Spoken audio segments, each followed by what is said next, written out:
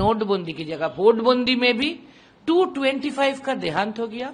92 लाख बाहर है, genuine voter बाहर है। आप सोचिए, उनके पास इशू एक ही था, SIR। 15 साल राज करने के बाद क्या किया वो बोलने का लायक नहीं थे, और क्या बाकी करेंगे वो भी नहीं है, केवल SIR। तो SIR को इशू बना के कोई चुनाव नहीं जीत सकता है, वही हालत उनकी हुई है। हमको पता है, हमको पता था पहले से ही, पिछले 1 महीना 2 महीना पहले से पता था कि इस बार 10 से 15% वोट ज्यादा होगा, पोल परसेंटेज ज्यादा होगा 10 से 15%, और वही हो रहा है। 13% बढ़ चुके हैं ऑलरेडी, 23 को भी, आज भी, अब तक अभी भी खत्म नहीं हुआ, बहुत सारे आदमी लाइन में हैं। तो इसका कारण नैरेटिव, बुरा मत मानिएगा, मोदी जी अमित शाह जी की तरफ से और मीडिया की तरफ से जो बोला जा रहा है वो नैरेटिव से हम सहमत नहीं है। इसका कारण ये है कि SIR पे जो हुआ, 1,25,00,000 को पहले डिलीट और एडजुडिकेटेड किया गया, 58 लाख, उसके बाद 7 लाख, उसके बाद 60 लाख एडजुडिकेटेड, तो कुल मिला के 1,25,00,000। ममता जी ने सुप्रीम कोर्ट गए, बहुत लड़े, और वो उसके मुताबिक 33 लाख को इंक्लूड किया गया उसके अंदर।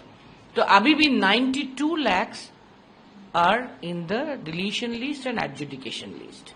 तो ये जेन्युइन वोटर जो है 92 लाख, उसके ऊपर एक बहुत मनमानी की तरह, बहुत एक डिसरेस्पेक्ट वाला बात है। वो लोग टेंशन में गए, और 225 out of this 92 lakhs have been expired. अगर वो ये हो सकता, टेंशन में वो सुसाइड भी कर चुके हैं, खुदकुशी कर ली, और टेंशन में स्ट्रोक भी हो गए, और उसके अंदर 35 of the government persons, that is BLO। तो ये बहुत खराब हुआ, इतने सारे आदमी का देहांत हो गया ये 2-2.5 महीना में, बेवजह ये प्रेशर डालने के मुताबिक, और फाइनली वो 92 लाख को बाहर रख के हमको वोट करना पड़ रहा है। ये बहुत गलत है। और वो जो आरोप है, आज भी वो बोल रहे थे कि बहुत सारे रोहिंग्या है, बांग्लादेशी है, घुसपैठिया है, इंट्रूडर है, एक्सेट्रा। तो अगर है तो लीज देना चाहिए था ना, कि आउट ऑफ 1,25 लाख और out of 92 lakh, these are the names, a list of the names of the intruders, the Rohingyas, the Bangladeshi and all. No lists have come. अभी आप जब इलेक्शन कमीशन को पूछेंगे वो बोल रहे हैं होम मिनिस्ट्री को पता है, आप होम मिनिस्ट्री को पूछेंगे तो वो बोल रहे हैं इलेक्शन कमीशन को पता है। इसका मतलब है कोई नाम नहीं है, ऐसा नाम नहीं है। वो नोटबंदी के टाइम भी हम देखे हैं, 2016 में 125 आदमी को देहांत हो गए थे उस बार, स्ट्रोक में, सांस स्ट्रोक में। और अरुण जेटली जी, आर्स्टवाइल फाइनेंस मिनिस्टर और रिजर्व बैंक के गवर्नर, क्या बोले थे, पार्लियामेंट में भी ये भाषण आया, सर्कुलर भी निकला था कि जितने सारे करेंसी को कैंसिल किया गया, जितने सारे करेंसी को इंक्लूड किया गया, तब से नहीं, वो दोनों का हिसाब बराबर है। इसका मतलब सब काला धन वापस लाऊंगा, ये पूरा जुमला था। एक भी काला धन, एक भी ब्लैक मनी वापस नहीं आया था, क्योंकि दोनों का हिसाब बराबर थे। तो इसी ऐसे ही, जस्ट लाइक दैट, नोटबंदी की जगह वोटबंदी में भी 225 का देहांत हो गया। 92 लाख बाहर है, जेन्युइन वोटर बाहर है। आप सोचिए, किसी का उम्र 70 साल है, किसी का 50 है, जो इधर जन्म लिए, इधर बड़ा हुए, इधर फैमिली हुआ, इधर शादी ब्याह हुआ, इधर नौकरी करते, इधर बिजनेस करते, इधर के सिटीजन है, सबका वोटर कार्ड है, आधार कार्ड है।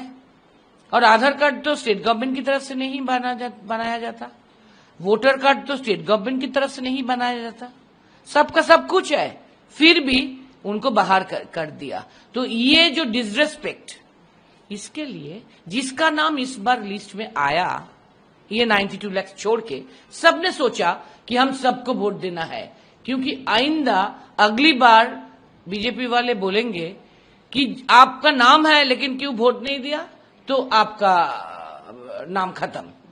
ये अगर कोई बेवजह ये इश्यू आ जाएगा, इसीलिए इस बार कोई भी चांस नहीं लेना चाहा। इसीलिए बाहर से जो माइग्रेंट है, चाहे वो कुक हो, चाहे वो कोई कारखाना में काम करे, और चाहे वो आईटी सेक्टर वाला हो, सब इधर आ गए। इधर वाले जो फ्लैट में रहते, जो उतना इंटरेस्टेड नहीं है वोट देने के लिए, सीनियर सिटीजन, सब इस बार लाइन में खड़े हैं वोट देने के लिए, क्योंकि वो रिस्क लेना नहीं चाहते हैं। ये है हमारा एक्चुअल रीजन बिहाइंड कि इतने सारे, हमको यकीन था कि 10 to 15% ज्यादा वोट होगा। 23 अप्रैल 13% ज्यादा मिला, 80 के जगह 93। अभी तो 93 भी हो गया, और भी बढ़ सकते हैं, शायद 94, 95 भी हो सकते हैं। तो ये कारण ये है, जो नैरेटिव आपकी तरफ से और मोदी जी की तरफ से चलाया जा रहा है, वो ठीक नहीं है। वो क्रिकेट का जैसे फर्स्ट इनिंग्स सेकंड इनिंग्स होता है ना, जो जीतने वाला टीम दोनों इनिंग्स अच्छा खेलता है, इसलिए फर्स्ट पार्ट में जो हुआ था फर्स्ट फेज में, सेकंड फेज में उसी का ही कंटिन्यूएशन था। इतना परसेंट में वोटिंग, विशेषकर कोलकाता आसपास के लोग वोटिंग करते कम, कल ताबड़तोड़ वोटिंग हुई 88%। ये तो मैंने ऐतिहासिक था। मैंने बोला था कि गणेश कुमार ने बहुत बड़ा चैलेंज ली है 2 फेज में चुनाव करने का, अगर इसको ठीक ठाक कर देते हैं तो एक ऐतिहासिक चुनाव होगा। ये सब मान रहे हैं कि ऐतिहासिक चुनाव हुआ। जनता की सहयोग, प्रशासन, पुलिस और कमीशन सब मिल करके जो वोट किया है, बहुत अच्छा है, सबको धन्यवाद है।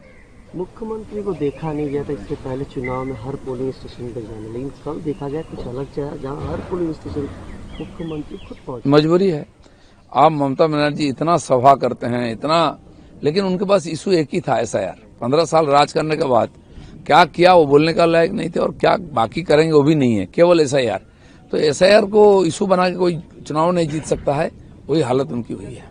भाटपाड़ा बैरकपुर इलाका कोई नई बात नहीं, वहाँ एक उत्तेजना प्रवण स्पर्शकातर इलाका है, सेंसिटिव, हर बार होता है।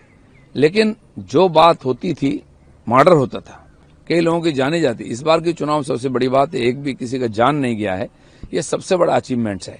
जो बदमाशी करते हैं प्रोफेशनल है, तो CPM के समय भी करते थे, अभी भी प्रयास किया है, लेकिन वोट में कोई व्यवधान नहीं आया है, ये सबसे बड़ी बात है। कई बाहर कुछ भी करे, चिल्लाए, ममता बनर्जी हार चुकी है, इसलिए उनके लोग बुखला गए थे, तो थोड़ा बहुत हल्ला करने का प्रयास किया, लेकिन बहुत कड़क ढंग से उसका और समाधान भी किया चुनाव कमीशन और सेंट्रल फोर्स ने। काउंसिलर को पकड़ कर जेल में डालना, गाड़ी में खोचना, चौराहा में उठा के चमका रहे थे जो बैठ करके, उनको डंडा मार के निकालना, ये कहाँ देखे हम लोगों ने। यही एंटी सोशल टाइप के लोग ही तो यहाँ चुनाव को संभालते थे, अब उनको संभालने वाले आ गए। तो अभी कितनी सीट गई है पश्चिम बंगाल में बीजेपी? चिंता नहीं है, सफिशिएंट मेजोरिटी के साथ बीजेपी सरकार बनाएगा, पीछे देखने की जरूरत नहीं है।